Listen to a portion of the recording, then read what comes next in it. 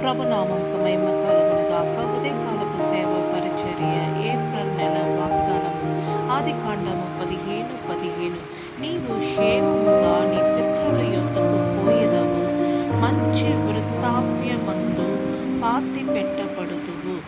దేవుని పిల్లలారా, మనందరికీ తెలుసు అబ్రహాముకి ఎప్పుడో ఒక రకమైన భయం, చనిపోతానో భయం, లేదు ఎవరో వచ్చి చంపేస్తారో అని భయం. కానీ దేవుడు ఆయనకు వాగ్దానం ఇచ్చారు. ఏం చెప్పారు?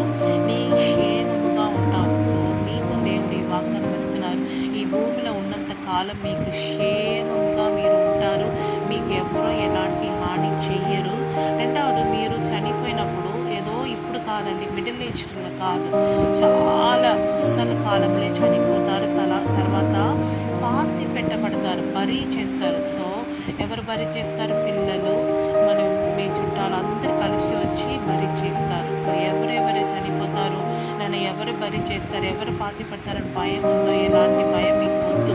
అబ్రహాం చనిపోయినప్పుడు ఆయన ఇద్దరు కుమారులు ఇష్మాయేలు వచ్చారు, ఈసాకు వచ్చారు. ఇద్దరు వచ్చి ఆ సమాధి కార్యక్రమం చాలా ఘనంగా జరిపించారనమాట. సో మీరు ఉన్నంతకాలం క్షేమంగా ఉంటారు.